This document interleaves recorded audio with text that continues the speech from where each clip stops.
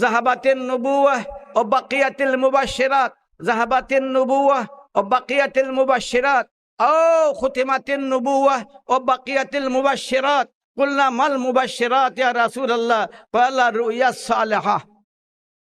নবুয়ত শেষ, নবুয়ত না শেষ, নূতন নবুয়ত আর আইতো নাই।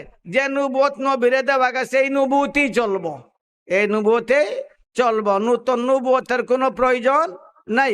সুতরাং যেভাবে এক সূর্য আলো দেওয়ার জন্য যথেষ্ট, ওই সূর্যের আলো থাকতে বাতির কোনো প্রয়োজন নাই, তেমন ভাবে আমার নবীর নবুয়ত থাকতে অন্য কোনো নবুয়তের দরকার নাই।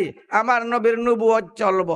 সুতরাং যদি কেউ এই দুনিয়াত আমার নবীর নবুয়তের পরে নবী হওয়ার দাবি করে, তাহলে সে হইব মিথ্যুক, সে হইব কায্যাব, সে হইব দাজ্জাল।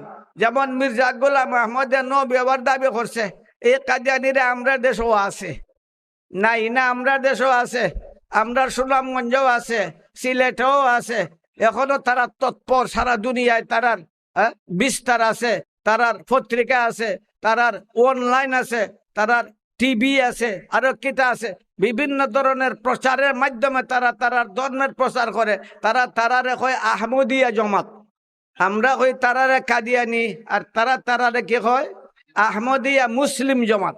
আহমদিয়া মুসলিম জমাত হইয়া তারা তারার প্রতিষ্ঠিত করে। মির্জা গোলাম আহমদ যে মৃত্যুক, সে যে নবুয়তের দাবি করার মাঝে মিথ্যাবাদী, এইটা বুঝবার লাগি সহজ ব্যবস্থা হইল, লম্বা লম্বা কিতাব আর লম্বা লম্বা বহস করার কোনো প্রয়োজন নাই। তার লিখিত বই পুস্তকের দ্বারাই প্রমাণিত হইয়া যায় যে সে একটা মৃত্যুক। কেমনে?